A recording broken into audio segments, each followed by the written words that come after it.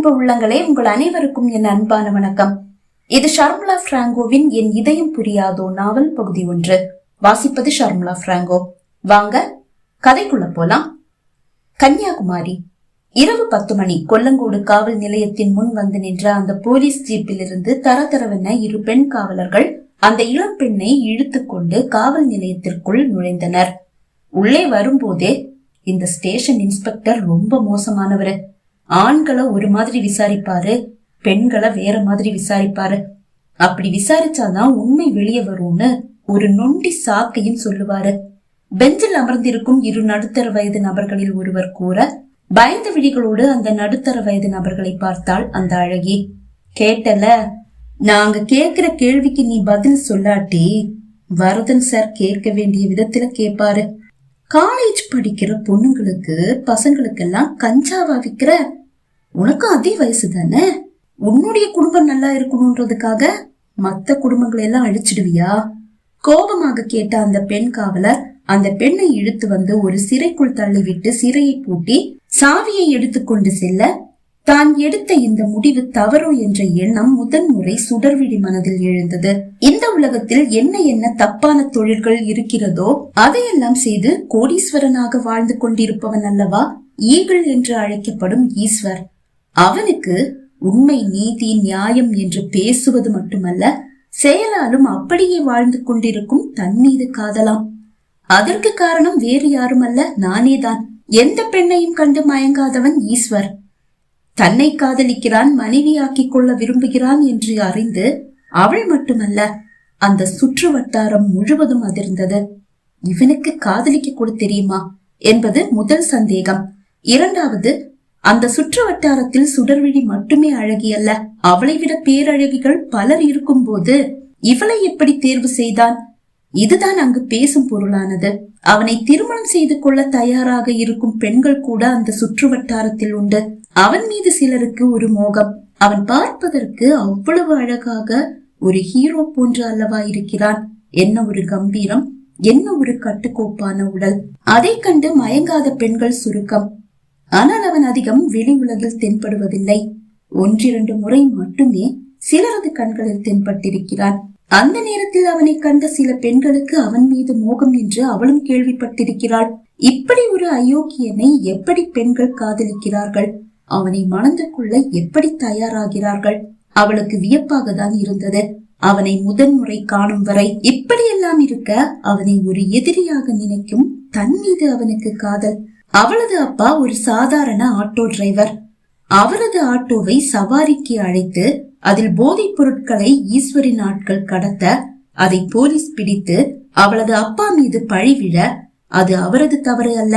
சவாரி அழைத்தது ஈஸ்வரின் ஆட்கள், அவர்கள் தவறு என்று போலீசுக்கு தெரிய வர, அவர் விடுதலை ஆனாலும் ஆத்திரமடங்காத சுடர்விழி அப்பாவை சவாரிக்கு அழைத்த அந்த சுற்று வட்டார இளைஞன் திலீபை காண அவனது வீட்டிற்கு வர, அவன் அங்கு இல்லை, நண்பர்களோடு பேசிக் கொண்டிருக்கிறான் என்று அவனது தங்கை கூறி அவன் நிற்கும் இடத்தையும் சுட்டி காட்ட, நின்று கொண்டிருக்கும் அந்த காரின் அருகில் திலீபும் நண்பர்களும் நின்று பேசிக் கொண்டிருப்பதை கண்டு ஆவேசமாக அவர்களை நெருங்கியவள் திலீப் என்று கோபமாக அழைக்க, அவன் திரும்பி பார்க்கவும் ஓங்கி அவனை அறைந்தாள். இனிமே என்னுடைய வீட்டு பக்கம் உன்னை பார்த்தேன், அப்பாவை சவாரிக்கு கூப்பிட்டேன்னு கேள்விப்பட்டேன், அவ்வளவுதான், உன்னை கொன்னே போட்டுடுவேன். உன்னை மட்டும் இல்ல, உன்னுடைய தலைமை இருக்கானே புறம்போக்கு மொள்ள மாறி ஈஸ்வர், அவனையும் சேர்த்து போட்டு தள்ளிட்டு போலீஸ்ல போய் சரணடைஞ்சிடுவேன். இத போய் நீ உன்னுடைய தலைவன் கிட்ட சொன்னாலும் எனக்கு ஒண்ணும் கிடையாது. உன்னாலையும் சரி, இனி அந்த புறம்போக்காலையும் சரி, இனி எந்த இளைஞர்களும் பாதிக்கப்படக்கூடாது, எந்த குடும்பமும் பாதிக்கப்படக்கூடாது. ஆவேசமாக பேசும்போது அந்த காரினுள் இருப்பது ஈஸ்வர் என்று சுடர்விழி அறியவில்லை. அவளது பேச்சால் ஆத்திரமடைந்த ஈஸ்வர் கோபமாக வெளியே இறங்கி, யாரடி பொறுக்கி புறம்போக்கு முள்ள மாறினதான் சொன்ன? கோபமாக கேட்க, அது திலீபின் நண்பர்களில் யாரோ ஒருவன் தன் தலைவன் மீது இருக்கும் தீராத காதலில் தான் தன்னை டீ போட்டு அழைக்கிறான் என்று நினைத்து அவனையும் அடிக்க அவள் கையை ஓங்கிவிட, சட்டென்று அந்த கையை அவன் பிடிக்க, என் கையை பிடிக்கிறதுக்கு உடம்புல தெம்பு இருக்குல்ல, கை கால் எல்லாம் சரியாதானே இருக்கு, போய் உழைச்சு சம்பாதிக்க வேண்டியது தானே, எதுக்கு அடுத்தவன் வயிற்றுல அடிச்சு இளைஞர்களுடைய வாழ்க்கையை கெடுத்து நீ எல்லாம் உன்னுடைய சதையை வளர்த்துக்கிற? கையை குடைந்தெறிந்தவள் போடா, போய் மூட்டை தூக்கி குடும்பத்தை காப்பாத்துற வழிய பாரு. உன் வீரத்தை பொண்ணு ஏங்கிட்ட காட்டாத. உன்னுடைய அந்த முள்ள மாதிரி தலைவனை பத்தி சொன்னா உனக்கு பொத்துக்கிட்டு வருது. நீ என்ன டீ போட்டு பேசுற, தொலைச்சிடுவ ராஸ்கல் என்று அவள் விரலை ஆட்டி அவனை பார்த்து பேச, ஐயோ ஈஸ்வர் சார் என்று திலீபும் நண்பர்களும் அழைத்த போதுதான் அது ஈகல் என்று அழைக்கப்படும் ஈஸ்வர் என்று சுடர்விழி அறிகிறாள். அவள் அதிர்ந்து நடுங்க, சார் உங்களை யார் கார்ல இருந்து இறங்க சொன்னா என்று திலீப் கூற, ஐயோ இது ஈஸ்வரா. பயந்த விழிகள் அகல விரிய ஈஸ்வரை பார்த்து முணுமுணுத்தவள், சாரி சாரி, நீங்க யாருன்னு எனக்கு தெரியாது. நான் இதுக்கு முன்னாடி உங்களை பார்த்ததே இல்ல. எங்க ஏரியால இருக்கிறவங்களுக்கே உங்களுக்கு தெரியாது, அப்புறம் எப்படி எனக்கு தெரியும்? நான் தெரியாம ஏதோ பேசிட்டேன், தயவு செஞ்சு என்ன மன்னிச்சிடுங்க என்று கூறிவிட்டு அங்கிருந்து ஒரே ஓட்டமாக ஓடி வீட்டிற்கு வந்து கதவை சாத்தி தாழிட்டாள். அவளது பதற்றத்தையும் பயத்தையும் கண்டு கோபத்தில் முகம் சிவந்து நின்ற ஈஸ்வரின் கோபம் அப்படியே தணிந்து போனது. அவன் இதழ்களில் அழகான ஒரு புன்னகை உதித்தது. அது திலீபையும் நண்பர்களையும் வியப்பில் ஆழ்த்தியது. சுடர்விழியும் அவளது குடும்பமும் இன்றோடு அழிந்தது என்றுதான் அவர்கள் நினைத்தனர். ஆனால் அவன் இதழ்களின் ஓரம் விரிந்த அந்த புன்னகை வேறு எதையோ அல்லவா சொல்கிறது. அடுத்த நொடி அவன் கூறிய அந்த வார்த்தையை கேட்டு திலீப் மட்டுமல்ல அவனது நண்பர்களும் வியந்து அவனை பார்த்தனர். இவதான் என்னுடைய மனைவி, இவளுடைய அப்பாவை வந்து என்ன பார்க்க சொல்லுங்க. அவள் சென்ற திசையை நோக்கி விரலை சுட்டி காட்டியபடியே கூறியவன் தன் காரில் ஏறி அமர்ந்தான். நான் கார் அனுப்புறேன், அவரை கூட்டிட்டு வந்து சேரு திலீப் என்று கூறியவன் போலாம் என்று கார் டிரைவரை நோக்கி கூற கார் அங்கிருந்து புறப்பட்டது. இதற்கிடையில் சுடர்விழியின் நடுக்கத்தை கண்ட அவளது அம்மா என்ன ஆயிற்று என்று அவளிடம் கேட்க அவள் நடந்ததை கூற, ஐயோ அந்த ஈஸ்வரியா நீ அடிக்க கைய ஓங்கின, இனி அவ்வளவுதான், நம்ம குடும்பத்தையே காவு வாங்கிட்டு தான் மறுவேலை பாப்பான். இரு, நான் உடனே அப்பாவுக்கு போன் பண்ணி விஷயத்த சொல்றேன். அம்மா பதறி அடித்துக் கொண்டு அப்பாவை அழைக்க அதே பதற்றத்தோடு சவாரியை விட்டுவிட்டு வீட்டிற்கு வந்து விட்டார் அப்பா. அம்மாவும் சுடர்விழியும் பயந்து நடுங்கியபடி வீட்டிற்குள் பதுங்கி இருப்பதை கண்டவர், மகாலட்சுமி போன் பண்ணும்போது வீட்டுல இருக்கிற நகைகளையும் காசையும் வீட்டு பத்திரத்தையும் 1-2 ட்ரெஸ்ஸையும் எடுத்து வைன்னு சொன்னேன்ல, எல்லாத்தையும் எடுத்து வச்சியா? வச்சுட்டேங்க. சரி கிளம்புங்க, இங்க இருந்து சீக்கிரமா போயிடலாம். போற வழியில ஸ்கூல்ல இருந்து சுலோச்சனாவையும் கூட கூட்டிக்கலாம். 1-2 மாசம் கழிச்சு நிலைமைய விசாரிச்சு தெரிஞ்சுக்கிட்டு திரும்பி வந்தா போதும். சுடர்விழியும் அவளது அம்மாவும் அறக்க பறக்க அப்பாவோடு வீட்டிலிருந்து வெளியே வந்தனர். வீட்டை பூட்டி விட்டு மூவரும் ஆட்டோவின் அருகில் வர ஆட்டோவின் முன்னால் வந்து நின்றது அந்த கார். அந்த காரில் இருந்து வாட்ட சாட்டமான 2 இளைஞர்கள் இறங்க திலீப் அவனது வீட்டில் இருந்து ஓடி வந்தான். அண்ணே, ஈஸ்வர் சார் உங்களை பாக்கணும்னு சொல்லி கார் அனுப்பி இருக்காரு, வாங்க போய் அவரை பார்த்துட்டு வந்துடலாம் சுடர்விழியின் அப்பாவிடம் கூற அவள் அப்பாவின் விழிகளில் பயம் குப்பளித்தது. அதை கண்ட திலீப் புன்னகையோடு, நீங்க பயப்படுற மாதிரி எதுவும் இல்ல, வாங்க போயிட்டு வந்துடலாம் என்று அழைக்க, இல்ல அப்பா எங்கேயும் வரமாட்டாரு என்றாள் சுடர். ஆமா, இவரை எங்கேயும் எங்களால் அனுப்ப முடியாது என்று அம்மாவும் கூற திலீப் ஈஸ்வரை அழைத்து விஷயத்தை கூறினான். ஆமா, அந்த பொண்ணு பேர் என்ன? சுடர்விழி சார். சுடர்விழி அப்பா கிட்ட போனை கொடு ஈஸ்வர் கூற திலீப் போனை அவரிடம் நீட்ட அவர் அதை வாங்கி, சாரி சார், என்னுடைய பொண்ணு ஏதோ தெரியாம அப்படி பேசிட்டா, அவளுக்கு நீங்க யாருன்னு தெரியாது, நாங்க யாரும் உங்களை பார்த்ததில்லையே, அவ பண்ண அந்த தப்புக்காக நான் வேணும்னா உங்க காலில் விழுந்து மன்னிப்பு கேக்குறேன்.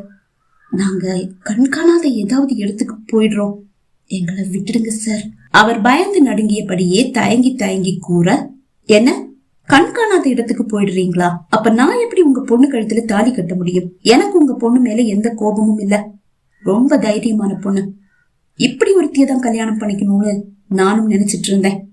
அப்படி ஒரு பொண்ண கடவுள் எனக்கு கண்ணுல காட்டிட்டாரு, அவளை எப்படி என்னால விட முடியும்? அவ எனக்கு வேணும், நான் அவளை கல்யாணம் செஞ்சுக்கிட்டு ராணி மாதிரி பாத்துக்கிறேன். அவளை எனக்கு கட்டி வைங்கன்னு சொல்லதான் உங்களை இங்க கூட்டிட்டு வர சொன்னேன். இனி நீங்க இங்க வரணும்ன்ற அவசியம் இல்ல, நான் தான் விஷயத்த சொல்லிட்டேனே. இன்னும் 1 வாரத்துல உங்க பொண்ணுக்கும் எனக்கும் கல்யாணம். நானே எல்லா ஏற்பாட்டையும் செஞ்சிடுறேன், நகை நட்டு எல்லாமே வந்து சேர்ந்துடும். அவளை அலங்காரம் பண்ணி நான் சொல்லுற இடத்துக்கு கூட்டிட்டு வந்துடுங்க, அது மட்டும்தான் உங்க வேலை. சரி, தேவைன்னா நான் உங்களை கூப்பிடுறேன். உங்க போன் நம்பர் ஓகே, நான் திலீப் கிட்ட இருந்து வாங்கிடுறேன் என்று கூறியவன் அழைப்பை துண்டிக்க இடி தாக்கியது போல் அதிர்ச்சியில் உறைந்து நின்று விட்டார் சுடர்விழியின் அப்பா அழகிரி. அப்பா, என்ன பாச்சு? அவன் என்ன சொன்னான்? எதுக்காக இப்படி பயந்து போய் நிக்கிறீங்க? பீதியோடு சுடர்விழியை பார்த்த அப்பா, அவனுக்கு உன் மேல கோபமெல்லாம் இல்லையா, ஆனா உன்னை மனைவி ஆக்கிக்க ஆசைப்படுறதா சொல்றான். உன்னை அவனுக்கு கட்டி வைக்க சொல்றாமா. அதை கேட்டு சுடர்விழி அதிர்ந்து நடுங்க. என்னன்னு இது? அவரை கல்யாணம் பண்ணிக்க உங்க பொண்ணு கொடுத்து வச்சிருக்கணும். எவ்வளவு பெரிய கோடீஸ்வரர் தெரியுமா? அவரை கட்டிக்க நீ நானும் போட்டி போட்டுட்டு நம்ம இந்த ஏரியாலேயே பெண்கள் இருக்காங்க, அதுவும் சுடரை விட அழகான பெண்கள். அப்படி இருந்தும் அவரு சுடர்விழிய தேர்வு பண்ணது உங்க அதிர்ஷ்டம். நீங்க பேசுறத பார்த்தா ஏதோ ஒரு பிச்சைக்காரனுக்கு கட்டி கொடுக்க பயந்து பேசுற மாதிரில பேசுறீங்க. கோபமாக திலீபை முறைத்த சுடர்விழி, ஒரு பிச்சைக்காரனை கட்டிக்கிட்டாலும் கட்டிப்பேனே தவிர அந்த ஈகளை மட்டும் கட்டிக்கவே மாட்டேன். இத நீயே அவங்கிட்ட போய் சொல்லிடு. அப்பா வாங்க நம்ம இங்க இருந்து போயிடலாம் என்று கூறிவிட்டு ஆட்டோவில் ஏறி அமர்ந்தாள். அவளது அம்மாவும் அவளோடு வந்து ஏறிக்கொள்ள இது என்ன நடக்க போகிறதோ என்ற பயத்தோடு அவளது அப்பாவும் டிரைவர் சீட்டில் ஏறி அமர, அண்ணே நீங்க இப்ப எங்க போறீங்க என்று கேட்டான் திலீப். நாங்க எங்க வேணும்னாலும் போவோம், அத உன்கிட்ட சொல்ல வேண்டிய அவசியம் இல்ல, கோபமாக கூறிய சுடர். அப்பா நீங்க ஆட்டோவை எடுங்க என்றாள். ஆட்டோ மெல்ல அங்கிருந்து நகர்ந்தது. பகுதி 1 நிறைவடைந்தது. பகுதி 2 உங்களை சந்திக்கும் வரை விடை பெறுகிறேன். நன்றி, வணக்கம்.